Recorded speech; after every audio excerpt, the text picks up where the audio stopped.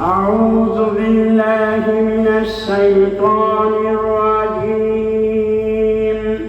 بسم الله الرحمن الرحيم. الحمد لله نحمده ونستعينه ونستغفره ونؤمن به ونتوكل عليه ونعوذ بالله من شرور أنفسنا ومن سيئات أعمالنا. من يهدي الله فلا مضل له ومن يضلله فلا هادي له. ونشهد أن لا إله إلا الله وحده لا شريك له. ونشهد أن محمدا عبده ورسوله وأرسله بالحق بشيرا ونذيرا وداعيا إلى الله بإذنه سراجا منيرا. فقد قال الله تعالى في الكلام المجيد والفرقان الحميد. أعوذ بالله من الشيطان الرجيم. بسم الله الرحمن الرحيم. ألم نجعل له عينين ولسانا وشفتين وهديناه النجدين إلى آخر الآية. قال رسول الله صلى الله عليه وسلم: من توجه فحسن الرجوع خطاياه من جسده حتى تخرج من تحت أظفاره، أو كما قال عليه الصلاة والسلام: إن الله وملائكته يصلون على النبي يا أيها الذين آمنوا صلوا عليه وسلموا تسليما. درود إبراهيم. اللهم صل على سيدنا ومولانا محمد وعلى آل محمد كما صليت على إبراهيم وعلى آل إبراهيم إنك حميد مجيد. اللهم بارك على محمد وعلى آل محمد كما باركت على إبراهيم وعلى آل إبراهيم إنك حميد مجيد. আলহামদুলিল্লাহ, সমস্ত প্রশংসা সেই মহান রব্বুল আলামিনের জন্য। আমার গলায় অসুবিধা হয়,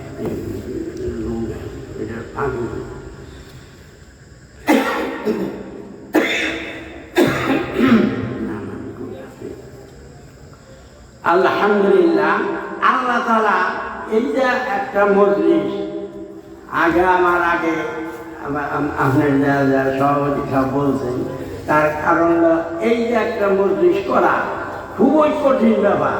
তার কারণ এইখানে দেখি যে লোকজন আসে না, আবার দেখা যায় এই কাজের সমস্যা। আসলে অনেক কিছু টাকা পয়সা খরচ করিয়া এখন করাও এখন খুবই একটা এই মুসিবত। মানুষ যেখানে আছে রংধামটা জেনে যায়, কিন্তু এই দিনই কথাবার্তার মধ্যে আসতে রাজি হয় না।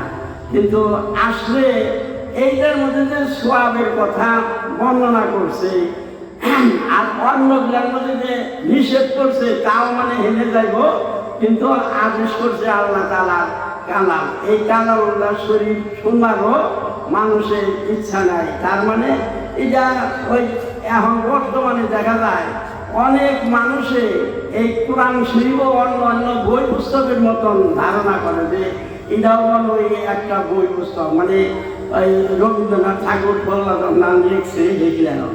তার মতন। এই জন্যই আল্লাহ তাআলা কোরআন শরীফের মধ্যে ঘোষণা করেছেন, ওমা ইয়ানতিকু আনিল হাওয়া ইন হুয়া ইল্লা ওয়াহয়ু ইউহা। এই কালামুল্লাহ শরীফের মধ্যে আমার হাবিব মুহাম্মদ রাসূলুল্লাহ সাল্লাল্লাহু আলাইহি সাল্লাম কি করে নাই, নিজের নফসের पैरवी करिया निजेर नफ्सेर अनुसरण करिया बा निजेर चरित्रके अनुसरण करिया এই কোরআন শরীফের মধ্যে কোনো একটা কথা লিপিবদ্ধ করেন নাই। করছেন কি? করে নাই। যে করে নাই যে তাও আমি কেমনে বুঝলাম যে এটা করে নাই? এগুলা কোরআন শরীফের মধ্যে আল্লাহ তাআলা বর্ণনা করে দিয়েছেন। এই জন্য যে আসলে আল্লাহ রাসূল আল্লাহ তাআলা বলছেন, যদি আমার হাবিব মুহাম্মদ রাসূলুল্লাহ সাল্লাল্লাহু আলাইহি ওয়াসাল্লাম এই কোরআন শরীফের মধ্যে নিজের মন করা মনের ইচ্ছা মতন যদি কোনো কিছু লিখতো, তাহলে আমি তার ডান হাতকে পাকড়ে ধরতাম আর তার গলার কণ্ঠনালীকে কাটিয়ে ফেলিতাম। সুবহানাল্লাহ। তাই চিন্তা করুন যে আসলে আল্লাহ রাসূল লেখে নাই কোনো কিছুই নিজের ইচ্ছা মতন এই কোরআন শরীফের বানিয়ে কোনো কিছু ঢুকায় নাই। তার কারণ আল্লাহ রাসূল তো কোনো স্কুল কলেজ মাদ্রাসা কোনো ইউনিভার্সিটিতে কিছুইতে লেখাপড়া করেন নাই। আসলে নিরক্ষর, অর্থাৎ কিন্তু নিরক্ষর হইলেও আবার আল্লাহ রাসূলকে জানিয়ে দিছে। আল্লাহ রাসূল নিজেই বলেন যে আনা বুইস্তুম মিনাল মুআল্লিমান, আল্লাহ তাআলা আমাকে সারা দুনিয়ার যত শিক্ষক আছে ওই শিক্ষকের শিক্ষক বানিয়ে আল্লাহ তাআলা আমাকে দুনিয়াতে পাঠাইছে। যত শিক্ষক আছে বলতে স্কুলে বললো না, মাদ্রাসায় বললো না, কোনো কারোর কাছে বললো না, তাই আবার কেমনি সব মাস্টার হলো আল্লাহ তাআলা। এই আল্লাহ তাআলা দুনিয়া সৃষ্টি করছেন, কোনে কিভাবে কত কষ্ট করছেন এই নেই দুনিয়া থাকে নাকি? কিন্তু নাস্তিকেরা দেখা যায় এইগুলাকে এই তুচ্ছ মনে করে, কয় যে আসলে আমরা কয় যে জিজ্ঞাসা করতে আল্লাহকে মানি না, কয় যে আল্লাহর মানবো যাদের হিয়াতা আমরা মানুষ কিনে বলে মিয়া তুই বল যে দেখছ নাই, তুই দেখছ কি? তোর এই যে চোখ, যে চোখের এক আঙুল উপরে তো তোর কপাল আছে, এই কপালটা কি আয়না ছাড়া বা অন্য কোনো জিনিস ছাড়া তুই দেখ যে ওরা মানুষ কিনে বলি কপাল যে তোর আছে, ওরা মশা বসে পিঁপড়ায় কামড় দিলে দুঃখ বাস মানে হাত দিয়ে সরাস, তাইলে ওরা যে কপাল কস তাইলে ওর কপাল তুই মানলি কিনি?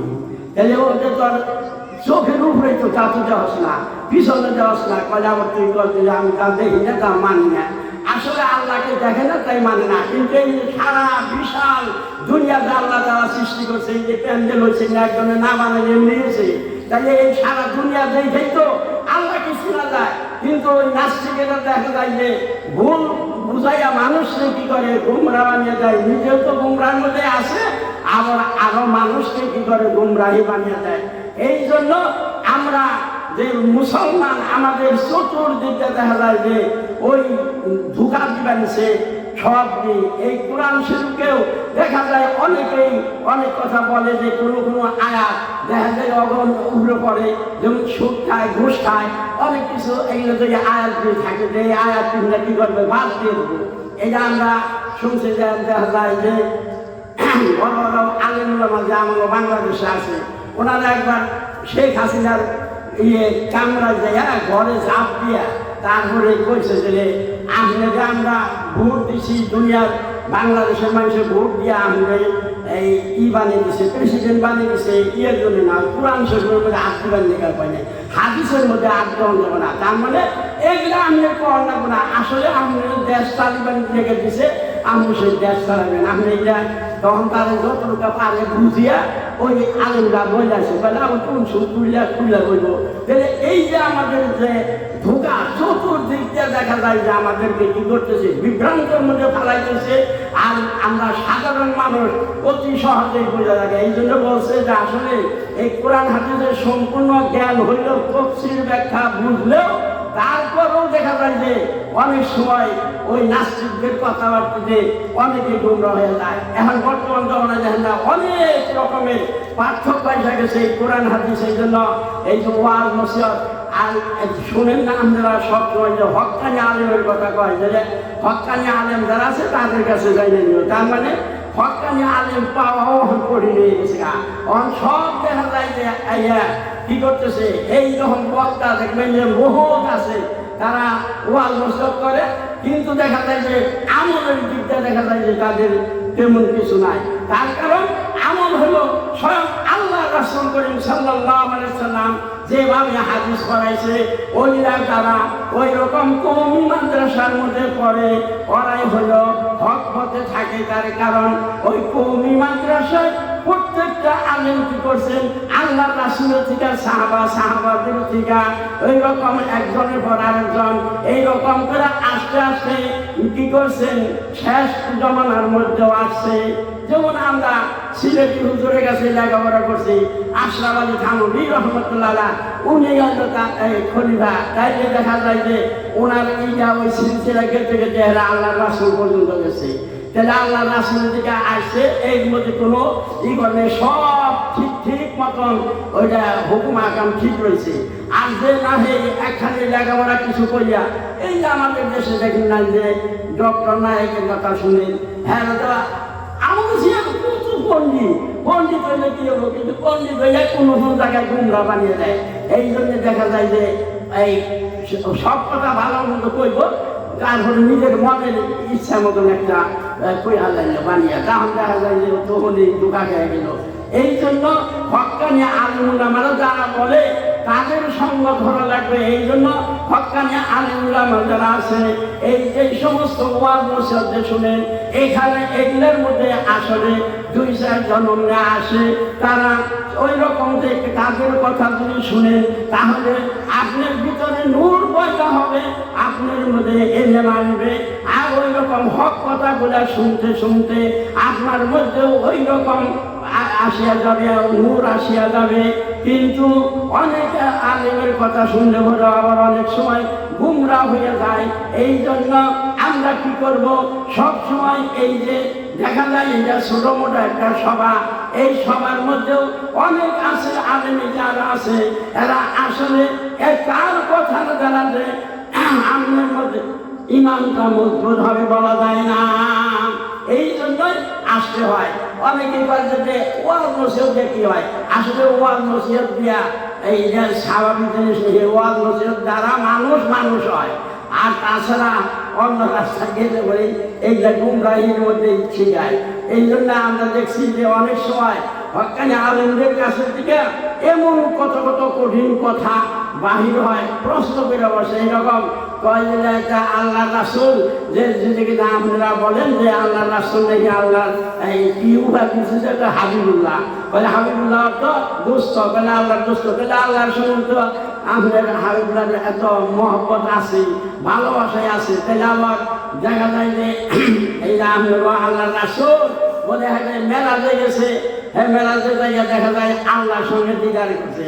আমি যদি আসলে তো ওই কোরআন হাদিস বলছো না, যার কারণে রঙ্ক।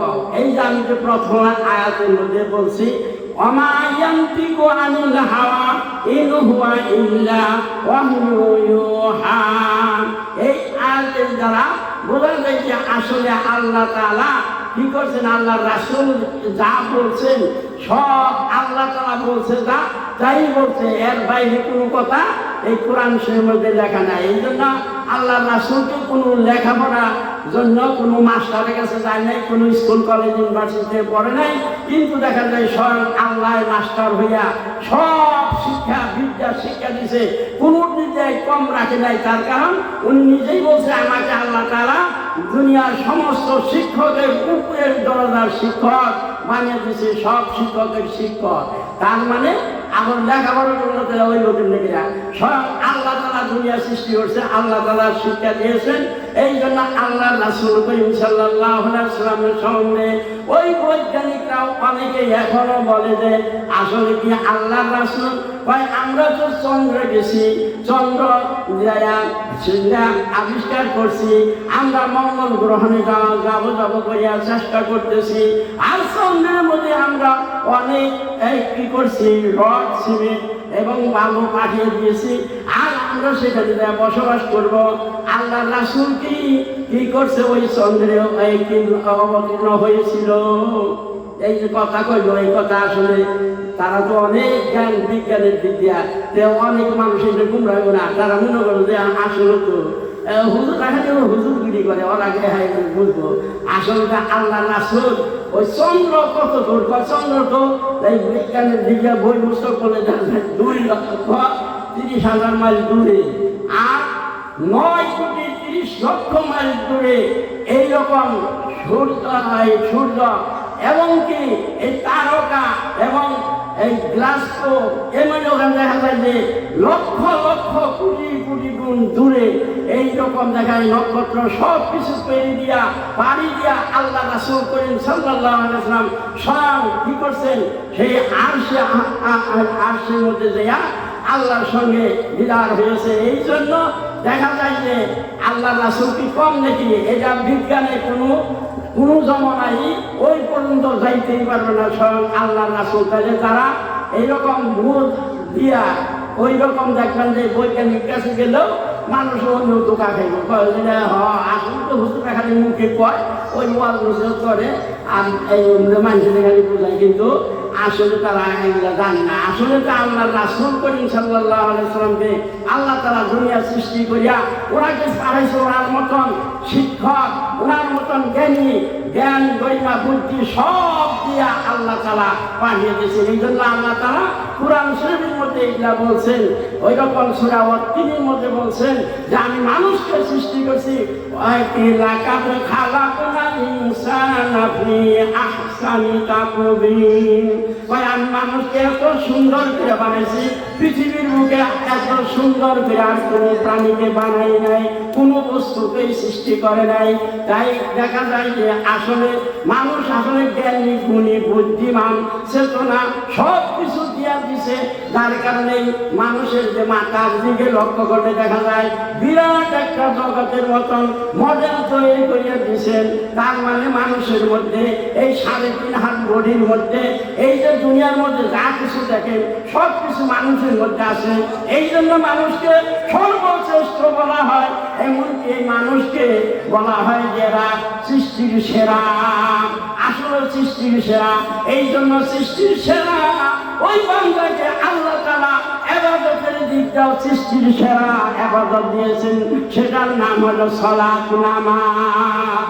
এর মতন আর কোনো ইবাদত নাই, কোনো পাইলে নাই। কিন্তু অনেক জায়গায় যাতায়াত করি দেখা যায় কত মানুষের কত কিছু বলে, এই গাড়িতে বইয়া হ্যাঁ ওর জন্মদিন করে না, মুখ চুপ ধোয়াইছে, চেহারা দিলে বোঝা যায় না, কিন্তু এগুলো কথাই পারা যায় না।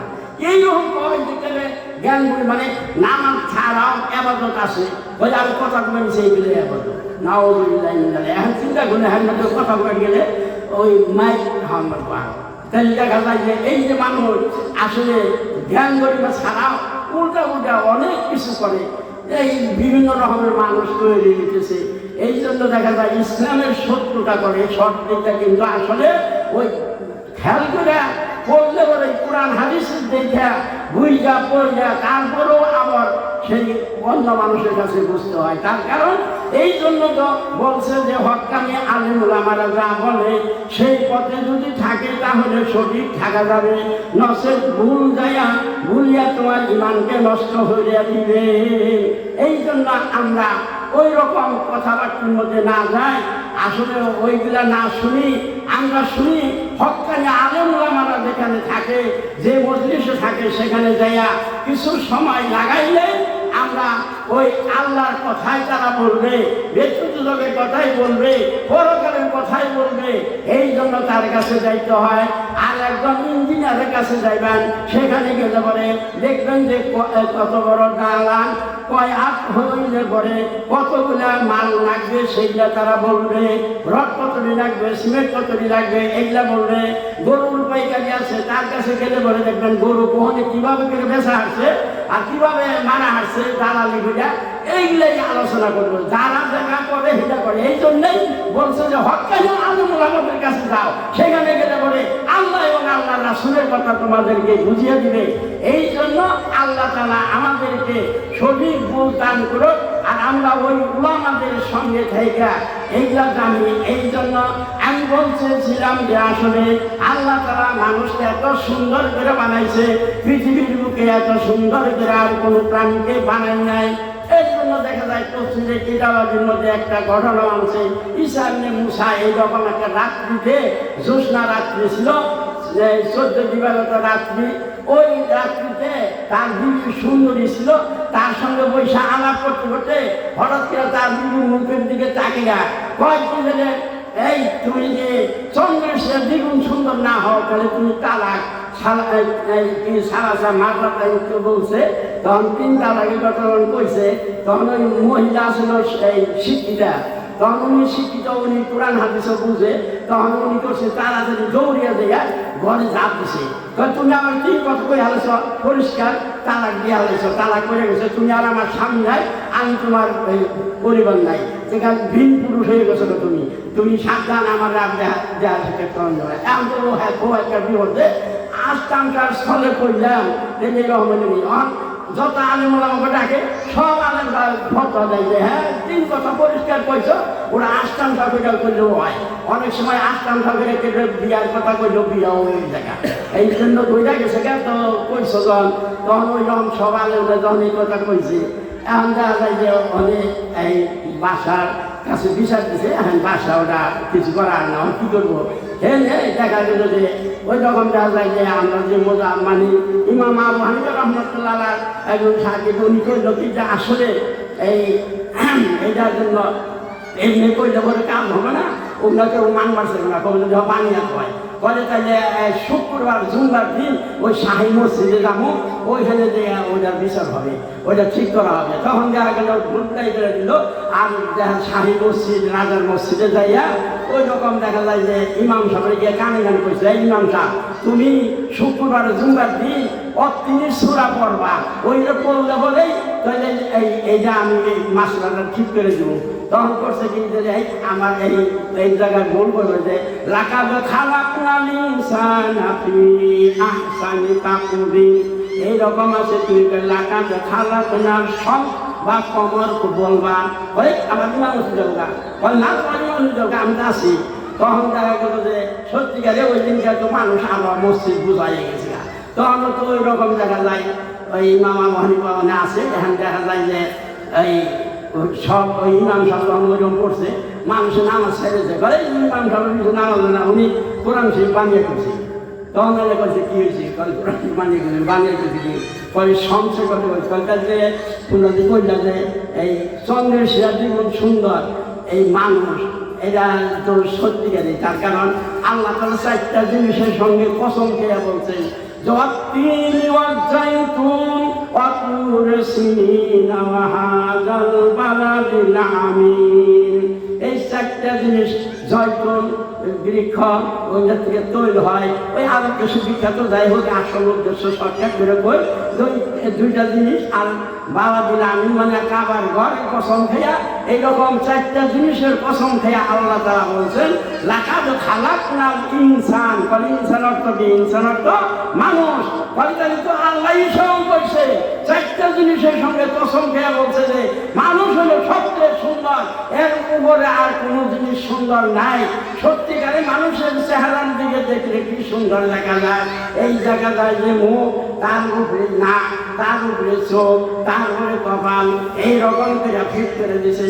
এইটা দিকে না নাকটা যদি পিছনে থাকতো তাহলে খাদ্য যখন সামনে আসতো, আর এই মুখটা দিয়ে বগল করে থাকতো, তাহলে কি করলো তো খাওয়ার সময় চোখ দিয়া দেওয়ার মতো চোখ দিয়ে পিছনে থাকতো মাথার, তাহলে ও অমুক ভাত খাইলে অমুক দেয়, তারপরে আবার কি করতো নিজেদের দেওয়ার না গন্ধ শুনলে, তাহলে বিপদিত না।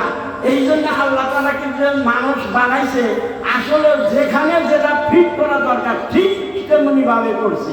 অনেক মানুষ যেমন ধোকাও খায় যে এইরকম গ্রাহক কথার মধ্যে অন্যরকম যায়, তো আমরা সিলেট জায়গার গেছি ওই রকম ট্রেনে খুব বিপদ যায় হাসুর ময়দানের অবস্থার মতন। তার কারণ আমি সিট কিনে বহি, ফেরার মধ্যে একজনে ঝুলকিরে বয়ে পড়ে আর করেন একটা মুড়া কিনছিলাম 1 তারিখে, তো দাওয়া হাদিস করে ওই মইনুল সিংয়ের এই হুজুরে তখন করবো যে এমনি তো বেটা মানে না, মানে আমরা মুড়া কিনছি, আমরা একটু বই জানবেন জানলা বোকালে গেছি, এই সময় এক ভদ্রলোক বই পড়ছে, অনার বই করতে না, তখন বলে এই মানুষটা তো অসুখ, তাহলে এদের বলবেন কল না হেরা বই হারলাম বই হারলাম বলতে এরা তো হাতে কিনাই না নিছে তোমার কলে তো আমি আরাম করতাম।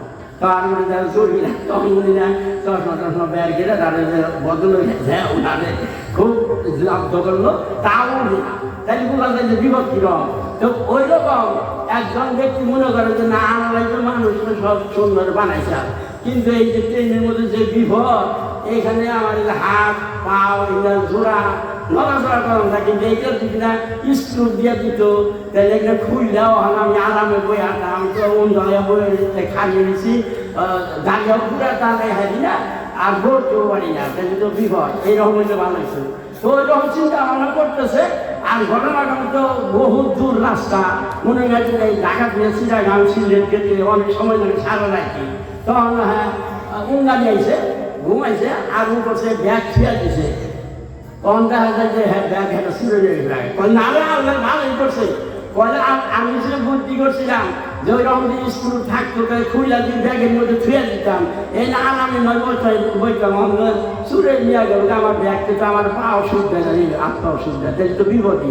এইরকম অনেক সময় মানুষ আবার হেদায়ত আসে যে আল্লাহর কুদরত কিভাবে মানুষ বানাইছে, এইগুলা মানুষের যে সৃষ্টি করছে কিরকম। এই যে একটা বুড়ি আঙুল, এই বুড়ি আঙুলের সঙ্গে আল্লাহ তাআলা সারা দুনিয়াতে যত কোটি মানুষই থাকুক কোন মানুষের সঙ্গে এই আঙুল টিপ দিলে পরে এটা মিলবে না। যার কারণে একজনের জমি ঠিকই থাকে, কিন্তু যদি কিনা এটা মিলা যেত তাই কার জমি কেনা নিত তার ঘুরে অন্ধকার হয়ে যেত। এতে দেখা যায় যে আল্লাহ কিরকম কুদরতিভাবে এইরকম এক ফুটা না পাক পানি দিয়া মানুষকে বানাইছে, এমনি বানাইছে না। আর তোমার স্বাধীন মতন দুনিয়াতে ছেড়ে দিছে, আর আমরা ইচ্ছা মতন মন করা মতন চলে যাবো, আর আল্লাহ আমাদের জান্নাত দিব। জান্নাত তো সহজ না। আল্লাহ তাআলা বলে যে তোমার কষ্ট মেহনত করা লাগবে, আল্লাহকে আল্লাহ আল্লাহ করা লাগবে। অনেকেই আবার বেশি আল্লাহ করলে আল্লাহ আল্লাহর দরকার নাই, বলে না করলে বললে হয়, তারা যাই বললে জিকিরি বলে নেন। আসলে আমরা যে পড়ছি, আমাদের যে কোরআন শরীফ কত আয়াতের যারা জিকিরের কথা কইছে, আবার হারা যারা কয় যে জিকির নাই, জিকির দিয়ে দেওয়া। তাহলে এতে বোঝা যায় যে মানুষ কোরআন শরীফ পড়িয়াও অনেক মানুষ অনেক রকমের গুমরাহি কথাবার্তা বলিয়া ফেলে। তো যা হোক আসল উদ্দেশ্য এইরকম দেখা গেছে যে এই যে বিজ্ঞানের বৈজ্ঞানিকরা অনেক সময় অনেক প্রশ্ন দেখা যায় কইরা বসে, কয় গেলে আল্লাহ রাসূল যে হ্যাঁ আল্লাহর সঙ্গে এই দিদার করেন যারা যে গেল, কলে আসলে ভেদ বেরোতে গেল, তার কেন্দ্রে গেল, কলে ওই দরজা আছে কোন দরজা দেয় তোমার এই রসুল নিয়ে গেল আল্লাহর কাছে, কলেজে হ্যাঁ গেল তখন দরজা। তখন এই যেটা প্রশ্ন দেখা যায় আল্লাহরাও পারে না। একটা ছাত্র মনে করেন যে তার বয়স 8 বছর, হ্যাঁ করছে কি কলে আমি এটাকে উত্তর দেওয়া করছেন যে তখন করছে যে ও একটা মুরগির তলে যে ডিম থাকে, ওই ডিম যখন সেটা ফুটে উঠবো বাচ্চা হয়েছে ওইটা সেও সেও করে বোঝা যায়। তো ওইটা করছে পকেট করে নিয়ে তো নাস্তিকদের কাছে কইছে রে কলে দেখছে কিরম দেখি কানে ঢুকে দিছে, কল সেও সেও করে কলিটার কি কলিটা বাচ্চা, কলিটার মধ্যে বাচ্চা কেন নেই অন কয়েছে এরকম বাচ্চা আসে তো বাচ্চা তো আসে। আমি বুঝলাম এটা কোনো দিকটার দরজা নাই, এই জানলা নেই, তারপরে কোনো সিঁড়ি নাই, এটার ভিতরে বাচ্চাগুলো কিন্তু অন্ত আসে না। আমার আল্লাহর কাছে যেতে ওই রকম রাস্তা আর ওই রকম দরজার দরকার নাই, দরজা ছাড়াই আপনার সঙ্গে ঝাঁকার করছে, এই জন্য তার সঙ্গে তুলনা চলে না। এই জন্য মানুষ অনেক সময় গুমরাহি দেখা যায় যে কথাবার্তা দুনিয়ার মানুষের কাছে আসে, এই জন্যই অনেক মানুষ ওইখানে বসলে পরে দেখা যায় ওই গুমরা হয়ে যায়। এই জন্য আল্লাহ তাআলা আমাদেরকে দুনিয়াতে প্রেরণ করেছেন, আসলে জ্ঞান বিবেক বুদ্ধি চেতনা সব দিছে, এইগুলাকে আবার সঠিক পথে বাই করা লাগবে, তাইলে আল্লাহকে চিনা যাবে বোঝা যাবে। এই জন্য যদি এইরকম না করি তাহলে আল্লাহকে আল্লাহর রাস্তায় থাকা সম্ভব হবে না। তার কারণ কোনো কারণে আমাকে গুমরাহি বানিয়ে দিবে। এই জন্যে আমরা কি করব, সব সময় আল্লাহ আল্লাহ তো করবই, তারপরে পাঞ্জেলা নামাজ এইরা পইরা আল্লাহর সঙ্গে ওই রকম যারা আল্লাহওয়ালা তারা শুধু খালি এইরকম ভাবেই থাকে না, তারা অনেকটা বুঝতে পারে। যেমন আমরা যে দেখি যে এইরকম মনে করি যে আমরা এই কি দেখি না, এই ফেরেশতা দেখি না, তো অনেকেই মনে করে যে ফেরেশতা দেখা যায় না, তাইলে আমরা আসলে এগুলো মানি কেমনি করে। তারপরে দেখা যায় যে ফেরেশতা দেখা যায় না, আমার দেখা যায় আল্লাহ আল্লাহ যারা তারা দেখে। যেরকম আল্লাহ রাসূল এই জিবরাইল আমিন আল্লাহর কাছে থেকে আসে, তা আল্লাহ বলে দিচ্ছে যাও আমার হাবিবের কাছে যে কোরআন শরীফ নাযিল করে দাও। তখন দেখেছে দেখে যে মসজিদ নববীর মধ্যে আল্লাহ রাসূল সিজদায় পড়ে রয়েছে। তখন কইলেন আল্লাহ আমার পাঠাইলো আল্লাহ রাসূলের কাছে, আমি দেখি আল্লাহ রাসূল গেছে আল্লাহর কাছে। তাই কেমনি গেল দেখলে তো মসজিদে, তাও কয় যে আল্লাহ রাসূলের কাছে। ইতিমধ্যে চিন্তা ভাবনা করছে কি সময় দেখা যায় যে এই ওনার সাহাবার মধ্যে শ্রেষ্ঠ সাহাবা, প্রথম সাহাবা তার মানে হযরত আবু বকর সিদ্দিক রাদিয়াল্লাহু তাআলা আনহু আসতেছে। তখন উনি আসা দেখে কইলে এই বড় সাহাবা আসতেছে, তাইলে দেখি ওর কাছে জিজ্ঞাসা করো। তখন ওই জিবরাইল আমিন ওই আবু বকর সিদ্দিক রাদিয়াল্লাহু তাআলার কাছে কয় যে বলছো দেখি আল্লাহ এই কোন আছে জিবরাইল, জিবরাইল কোথায় আছে? উনি করছে চক্ষু বন্ধ করছে। চক্ষু বন্ধ করে আবার কইলে আবার বন্ধ করে দেখে, কইলে আপনি কোনো কিছু যদি দেখতে চাই, জিবরাইলকে দেখতে চান, তাহলে আমি চক্ষু বন্ধ করেন গেল। চোখ বন্ধ করলাম, তার মানে আমি চক্ষু বন্ধ করে দেখলাম 7তলা আসলাম জমিন আমি ঘুরলাম, দেখতে দেখলাম কোনো জায়গার মধ্যে নাই। তাইলে বোঝা গেল যে আসলে এই আপনি জিবরাইল। সুবহানাল্লাহ। এই কথা বলার সঙ্গে সঙ্গে সে বললো যে আশ্চর্য ব্যাপার, ওই যেমন উস্তাদ তেমন ছাত্র বানাইছে। আল্লাহ আবার বলবো যে এনে যে আল্লাহ রাসূলের লগে দেখা করবেন কে, আমি দেখি যে আল্লাহ রাসূল গেছে গা এই আল্লাহর কাছে, যেমন থেকে যায় এই আল্লাহ রাসূল যায় আল্লাহর কাছে গেছে। তার মানে আল্লাহর কাছে যায় কোন সময়? এই জন্য নামাজকে শ্রেষ্ঠ বানাইছে। মানুষ যখন নাকি সিজদা দেয় তখন অতি নিকটে আল্লাহ রাব্বুল আলামিনের নিকট হইয়া যায়। এই জন্য যত সিজদা দিবে ততই নিকটবর্তী হইয়া যায়।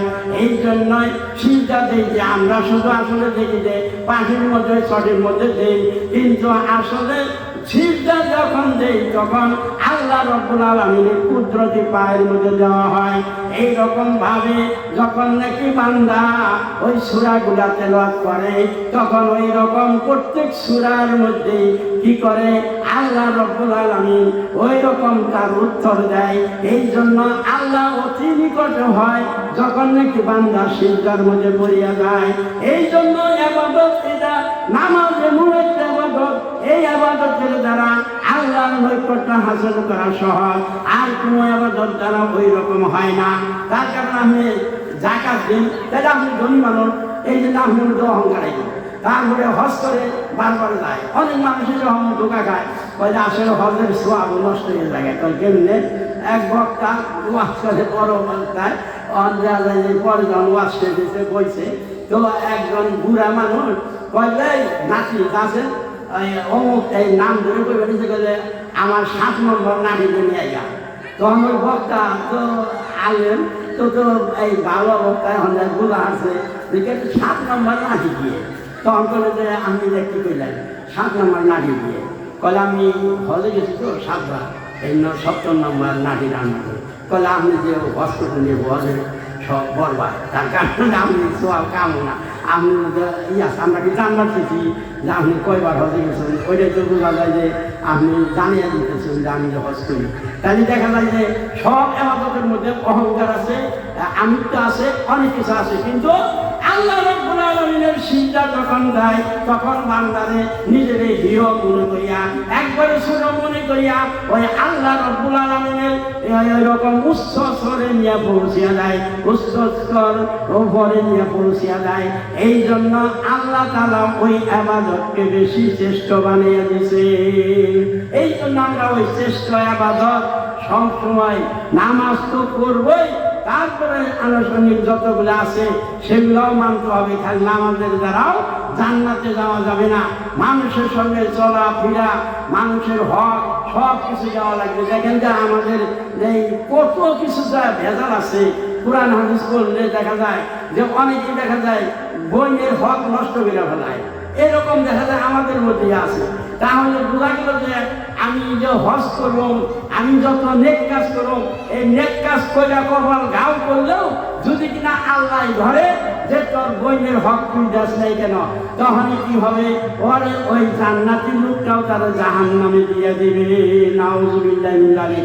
এই জন্য আমাদের কি করতে হবে, খালি নামাজ পড়লে হবে না, নামাজের সঙ্গে সঙ্গে হকগুলা দেখতে হবে, সর্বদিক দিয়ে লক্ষ্য রাখতে হবে, তাহলে সেনা জান্নাতে যাওয়া যাবে। এই জন্য জান্নাত বানাইছে মানুষের জন্যই। আবার দেখা যায় ওই রকম কোটি কোটি টাকা থাকলেও জান্নাতে যাওয়া যায় না, ওই রকম বড় ধনী মানুষ হইলেও যাওয়া যাবে না। কিন্তু আবার দেখা যায় ধনী মানুষ আর ওই মেয়েরাই জান্নাতে যাবে, কেমনে যাবে? এই জন্য অনেকে বলে কয়লে এই আমরা শুনি কয়লে চাষ করে গল্প করে কয়লে এই হুজুররা কয়লে খালি কই আর কয়লে হুজুর কয়লে আগে দেবো জাহান্নামে, আবার কয়লে হুজুর দেবো আগে দেবো জান্নাতে। তার কারণ মানে কি কয়লে হুজুর যদি ব্যস্ত আছে, ওই রকম ব্যস্ত মেনে না। আসলে সর্বদিক দিয়েই লক্ষ্যকরণ লাগবে, নানান লাগবে, তারপরে মানুষের সঙ্গে ব্যবহার, চাল চলন, সমাজে থাকা, এইগুলাও লাগে। এই জন্য তো একজন মানুষ যদি বনে জঙ্গল দিয়ে আল্লাহ আল্লাহ করে, এটা তো দেখে পীর মনে করবো, ভালো লোক মনে করবো, কিন্তু সমাজে থাইকা মানুষ 10 জনের লগে থাইকা যদি 10 জনে কয় এই মানুষ ভালো, তাই নিশ্চয় তুমি ভালো, নইলে ওই ভালো কাম হবে না, ওদের জান্নাতে যাওয়া যাবে না। এই জন্য সর্বদিকের যেইটা চইটা আমাদের কি করতে হবে, আল্লাহর কাছে যখন যাওয়াই লাগবে। এই জন্য মৃত্যু অতি সত্তর মানুষের সবাই আসবে। এই জন্য আল্লাহ তাআলা কোরআন শরীফের মধ্যে বলে দিয়েছেন যে হে মানুষ, আমি তোমাদেরকে দুনিয়াতে পাঠাইছি, সর্বদিক দিয়া জ্ঞানী, গুণী, বুদ্ধিমান, চেতনা বানিয়ে দিছি। আমার এই মানুষ আবার দেখা যায় আমল যদি সঠিক না হয় তাহলে নিম্ন থেকে নিম্ন দরজায় পৌঁছে যায়। আমি যে সূরার কথা বলছি ওই তিনি সূরার মধ্যে শেষের দিকটার মধ্যে বলছেন সুম্মা রাদাতনাহু আসফালা সাফিলিন। এই আয়াতে কইছে এই মানুষ আবার যেমন শ্রেষ্ঠ ছিল, যেমন উষা দরজায় পৌঁছে দিছে, আবার এই মানুষগুলি যখন নাকি বৃদ্ধ হয়, বুড়া হয়ে যায়, কমজোরি হয়ে যায়, শরীরের সব কিছু গুছাইয়া যায়, তখন কি হয়ে যায়, ওই মানুষটার দাম একবারে নিশার থেকে নিশার দরজায় পৌঁছে যায়। বলে তাহলে আমল যারা করে তারা আবার অত সহজে যায় না, নষ্ট হয় না। তার কারণ আপনি 60-70 বছর বাঁচলেন, নামাজ পড়েন নাই, রোজা করেন নাই, হক হালাল দেন নাই, কোনো কিছু করেন নাই, তাহলে আমি কি আমল আছে? এই আমলের দ্বারা কি হবে না, আমি জীবনও সে আমি সঙ্গে গোল বছর যে রকম ওই রকম অবস্থায় আপনি চালান। তার মানে আমি কোনো নেককেই তো হইল না। এই জন্য নেক কাম করা লাগবে। তার কারণ এই জন্য কলে নেক কাজ হতে যে তারা বুড়া হয় না, তারা কমজোরি হয় না, কলে হয়। এই যে আমরা যেমন আমার যে উস্তাদ দেখছি, আমরা সিলেটে খাবুলি হুজুর আসা বুড়া হয়তো এটাকে গুড় হয়ে গেছে, তাও বুখারি শরীফ পরিবারে তো তাই মানুষের এই হুন্ডা দিয়ে আনতো, গাড়ি দিয়ে আনতো, টলি দিয়ে আনতো, ওই যে বরকত নিবেন দিকে। আমরা এই হুজুরে দেখা গেছে তারা কিন্তু না পাক অবস্থায় মরে নাই, তারা পাক পবিত্র সবসময় থাকছে, সবসময় রাখছে। আর ওই রকম তার খাদের মেলা হয়ে যায়। অনেকে বড় বড় লোক দেয় কি করে, বড় বড় ডাক্তার, প্রফেসর, প্রিন্সিপাল, তারাও দেয় দেখা যায় তার হুজুর খেদমত করে। বলকে এই ছাত্ররা ভাড়া আমরা পারবো না, তখন তা বলছে না তোমরা পারবো না, তার তো তোমরা তো আমার ছাত্র না, কারণ ছাত্র না হলে কি আমি কাছে আমরা কিছু পাওয়ার আশা, ওই আমরা কিছু কি বলবে। তাইলে বোঝা যায় যে আসলে যারা হক্কানি আলেম হয়, যারা এবাদত বন্দেগী করে, ওদেরকে বলা হয়েছে সুম্মা রাদাতনাহু আসফালা সাফিলিন। এই আয়াতে কইছে নিম্ন থেকে নিম্ন দরজায় যায়। আবার পরের আয়াতের মধ্যে কইছে যে আসলে ওদেরকে কর্তন করা হবে না, যারা নাকি ঠিক মতন ছোটকালে যৌবনকালে এবাদত, নামাজ, রোজা, আল্লাহর হক হালালি সব কিছু মানছে, তখন ওই মানুষগুলা যখন ওই বুড়া হয়ে গেল, চলতে পারে না, নামাজ ঠিক মতন করতে পারে না, তখন কি হয়ে যায়, আল্লাহ তাআলা বলেন যে ওরে বান্দা তুই আর কিছুদিন কষ্ট কর, আর আমি আমার কর্তব্যের কুলে চড়ে টানি দিয়ে নিয়ে আসবো। আবার তাছাড়াও দেখা যায় হাদিসে এইরকম কোরআন শরীফের মধ্যে ওই আয়াতের মধ্যে বলা দিছে যে আসলে একটা মানুষ ওই রকম দেখা যাবে যে এই বুড়া হয়ে গেছে, হ্যাঁ তো এবাদত ঠিক মতন করে, তখন ফেরেশতারা কয় আল্লাহ তোমার এই বান্দা তো এই যখন জুয়ান আসাল শক্তি আসাল শরীরে গায়ে শক্তি আসাল, তখন নামাজ রোজা করছে, মসজিদে গেছে, ওয়াজের মহফিলে গেছে, নেক কাম মেলা করছে, এখন তো হ্যাঁ বিছনায় পড়ে গেছে, শুয়ে পড়ছে, অন করুন কি বলে ফেরেশতারা কয় তোমরা লেখো, লিখতে থাকো ওই বান্দা যদি সুস্থ থাকতো, এখনো মসজিদে যেত, এখনো সবাই যেত, এখনো তারা নেক কাজ করতো, এই যে তোমরা লেখো। সুবহানাল্লাহ। তাইলে বোঝা গেল যে একজন আমলদার মানুষ সহজেই তাদেরকে আল্লাহ তাআলা মাফ করে তাদের জান্নাতে নিবে। কিন্তু যদি আমার আমল কিছু না থাকে তাহলে আমি কি নিয়ে আল্লাহর কাছে যাবো? এই জন্য আল্লাহ তাআলা আমাদের সবাইকে বুঝ দান করুক, আমরা নেক কাজ করিয়া ইবাদত বন্দেগী করিয়া যেন আল্লাহর নৈকট্য হাসিল করতে পারি। আল্লাহ তাআলা আমাদের সবাইকে তৌফিক দান করুক। আমিন।